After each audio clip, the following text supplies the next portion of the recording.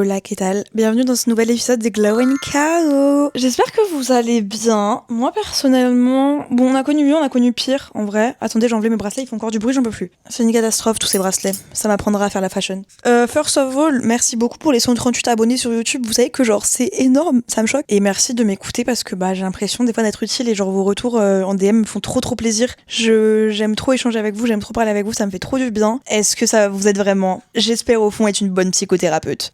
Aujourd'hui, je voulais revenir sur un truc qui, pour moi, est nécessaire et vital. Et en vrai, c'est quelque chose où on m'envoie H24 des DM par rapport à ça. Meuf, comment est-ce que tu fais pour avoir confiance en toi? Comment tu fais pour croire en toi, etc. Alors que vraiment, genre, il y a 2 ans de ça, j'étais littéralement au plus bas. Genre, quand je vous dis au plus bas, je me dénigrais H24, je me trouvais nulle. Enfin, c'est tout un truc. Et j'ai réussi à changer cette méta-là parce que j'ai fait les bons choix dans ma vie. Et comment faire les bons choix? Reste sur cet épisode, je vais t'expliquer comment avoir confiance en soi a changé ma vie. Et comment je pense que cet épisode peut aussi changer la tienne. Avec beaucoup d'humilité. Ta vie changera quand tu auras confiance en toi. Mais comment est-ce qu'on change tout ça? Il faut savoir que pour cet épisode, j'ai pris des notes. Donc des fois, si vous me voyez lire, les gens de YouTube, ne m'en voulez pas. C'est juste que comme ça, pour vous, c'est plus simple et je trouve que c'est plus structuré, donc c'est plus cool. Il y a 3 ans, je me dévalorisais énormément. Je me trouvais nulle, moche. J'étais genre au plus bas, littéralement au plus bas.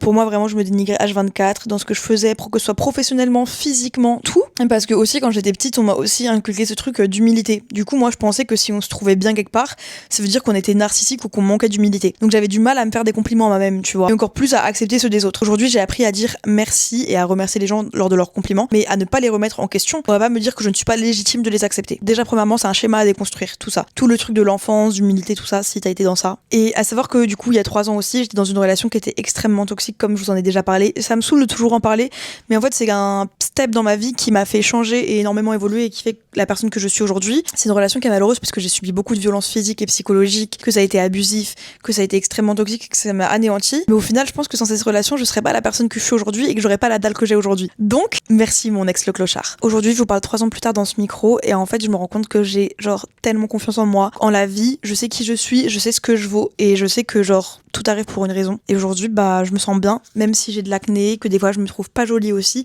mais j'ai confiance en moi. C'est juste des passes qui arrivent en fait. Bon, pour en revenir un petit peu, de toute façon, dans tous les cas, on va toujours parler de ça. Comme vous le savez, j'ai eu des TCA pendant très longtemps. J'ai été victime de boulimie, d'anorexie et d'hyperphagie. Donc, généralement, être malade sous TCA, ça te crée aussi beaucoup de manque de confiance en toi parce que tu remets H24 ton poids en question, que tu n'es pas bien dans ton corps. Ça m'a vraiment détruit, littéralement. C'est assez difficile de déconstruire ce schéma-là, de la vision qu'on a de soi lorsqu'on est dans les TCA. Arrêtez de se trouver trop grosse, arrêtez de se trouver moche, arrêtez de se dévaloriser, arrêtez de penser qu'on n'est pas assez. Du coup, généralement, quand t'es sous TCA, comme moi je l'étais, j'avais un manque de confiance en moi énorme. Je doutais beaucoup de moi, de qui j'étais, de mon image, de stress. J'étais négative énormément. Et en fait, le truc, c'est que quand tu parles de toi en négatif, tu renvoies une image aux autres de toi négative. Alors que quand tu parles en bien de toi, généralement l'image va être bien. Après bon, on te demande pas d'être narcisse non plus, avec un minimum d'humilité. Mais personnellement, je l'ai remarqué, il y a quelques semaines, je parlais avec un pote qui a une agence d'influence, tu vois, et pour le coup, tu vois, c'était pas du tout professionnel. Mais la discussion qu'on avait, moi je lui dis ouais, non, je pense que j'aurais pas été bonne pour ça. Il me dit mais pourquoi tu me dis ça? Se dévaloriser devant des gens, c'est hyper mauvais parce que je vous jure que du coup, vous allez renvoyer une image de vous mauvaise.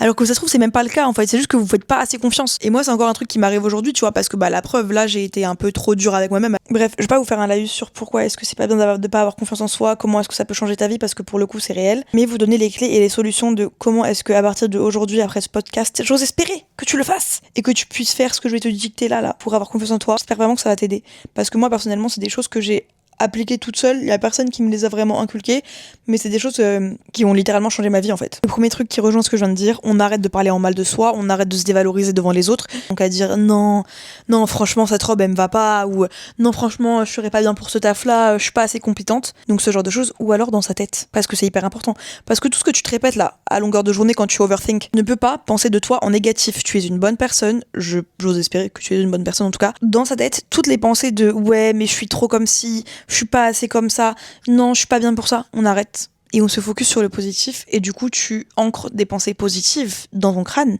Et toutes les mauvaises énergies, on les tège. Moi, à chaque fois qu'il y a une mauvaise pensée qui vient dans ma tête, genre une pensée négative à propos de moi-même qui vient, j'essaie tout de suite de la déconstruire et de me dire non meuf, arrête, tu es forte, tu es belle, tu peux réussir, qu'est-ce qui t'empêche de... Parce qu'en fait, tout ça s'appelle des croyances limitantes. Toi, qui te l'inculque. En fait, mais personne te l'a dit, et t'as même pas essayé, donc comment tu sais? Tu vois ce que je veux dire? Enfin bref, c'est tout un schéma à déconstruire. En tout cas, je vous invite vraiment à essayer. Ensuite, pareil, s'entourer de bonnes personnes. Donc ton ex toxique, on arrête.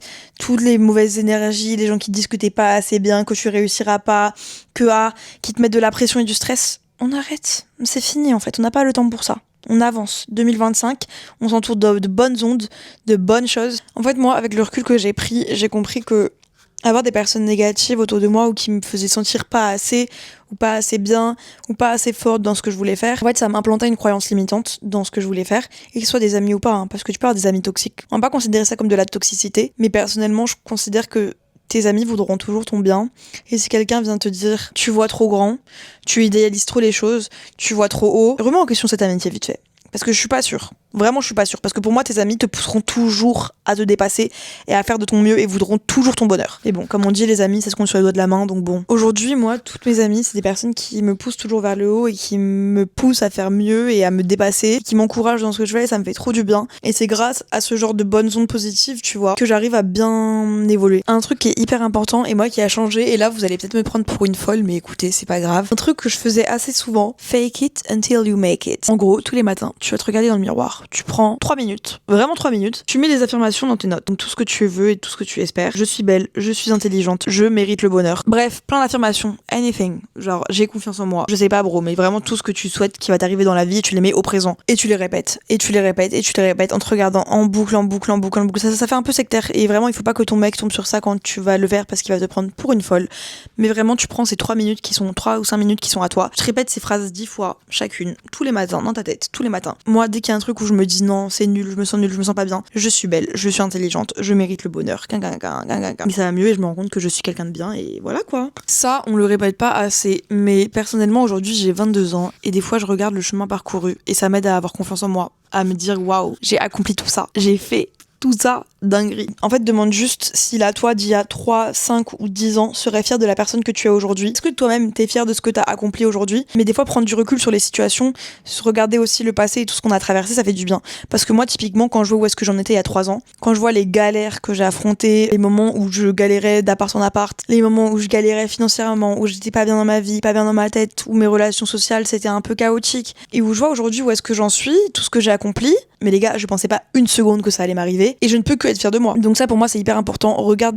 Après, bon, j'avoue, si t'as 16 ans, c'est encore compliqué quand t'es chez tes parents, etc., de regarder 3 ans en arrière quand t'avais 13 ans, mais tu peux essayer aussi, tu vois. Mais c'est vrai que quand on est dans la vie d'adulte, je trouve que c'est beaucoup plus parlant parce que c'est les moments où tu commences à faire des choses, à grandir, à accomplir, prendre du recul sur les situations, regarder tout le chemin qu'on a parcouru, toutes les galères qu'on a traversées et savoir qu'on s'est relevé de tout ça, c'est trop cool. En vrai, c'est trop cool. Et moi, personnellement, c'est quelque chose qui me fait prendre confiance en moi. De me dire que waouh, j'ai traversé tout ça et aujourd'hui, j'en suis là où je suis. Mais les frères, je ne peux que être fière de moi-même. Si quand tu te demandes est-ce que la personne d'il y a 3 ans ou pas aurait été fière de toi et qu'en vrai, tu l'es pas, alors change tes habitudes et commence dès maintenant à changer ta vie en fait. C'est juste que t'as pas fait les bons choix. Si t'es bloqué dans ta relation toxique encore 3 ans après, c'est parce que tu le souhaites. Tu peux en sortir. Mais si c'est pas le cas, vraiment, il y a que toi qui as la clé de ta vie entre les mains et le bonheur. Et en vrai, pour moi, c'est que toi qui peux changer les choses. Et un truc, ça c'est plus par rapport au physique, mais arrêtez d'être trop dur avec vous-même. Aujourd'hui, tout ce que vous allez voir sur les réseaux, ça va être des photos, des vidéos ou autres qui vont être retouchées. Et croyez-moi que des fois, elles les retouchent très peu, mais ça change tout. Et c'est ça qui va vous faire perdre confiance en vous. Parce que vous allez vous dire, waouh, pourquoi j'ai pas des énormes fesses, une énorme poitrine comme elle?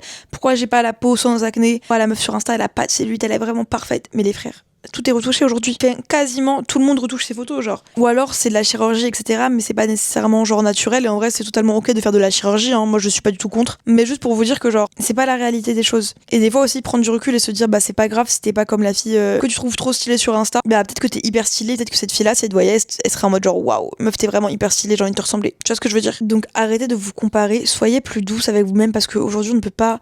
On est dans l'ère du superficiel, du il faut être parfait, il faut être comme si. Moi, ça me fait yesh, franchement. Apprenez à vous aimer vous-même. Apprenez à arrêter de vous comparer par rapport à des réseaux sociaux et à des corps qui ne sont littéralement pas réalisables sans chirurgie ou sans se tuer à la salle de sport 6 fois par semaine, ce qui n'est pas possible quand tu as un travail en 35 heures. Mais voilà, soyez douce, soyez gentil avec vous-même, arrêtez de vous comparer et sachez que vous êtes belle à votre manière. Vous n'avez pas besoin de ressembler à la fille d'Instagram pour être belle. Les standards de beauté quand tu regardes il y a 10 ans, c'était pas du tout les mêmes et ça évolue constamment. Je pense que là, je t'ai donné à peu près toutes les clés pour pouvoir réussir à avoir confiance en toi. Et j'espère que ça t'aura aidé parce que j'ai envie de t'être utile quand même. Là, je vous avoue, je suis rentrée de mon petit week-end à Toulouse, ça m'a fait du bien. J'ai rien foutu, j'ai pas posté de contenu, j'ai rien fait pendant 5 jours. J'étais en mode, culpabilité. Et du coup, là, en plus, je vous bosse cet épisode avec un jour de retard. Shame on me. Ne soyez pas trop durs. Et du coup, si vous voulez me soutenir, n'hésitez pas à commenter.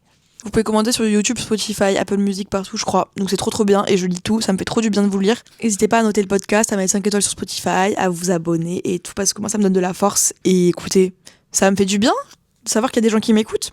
Et vous savez où me rejoindre, Luna Inda Club, TikTok, Instagram, luna.indaclub sur Snap. Voilà quoi, communiquons, soyons doux entre nous. Ça fait du bien, non? Je sais pas. Guys, je vous fais des gros bisous. On se retrouve pour un nouvel épisode mercredi prochain. Promis, je serai à l'heure, il y aura pas de retard. Après, vous connaissez votre go, vu comment je suis un peu... Je vous fais des gros bisous, passez une très bonne soirée ou journée.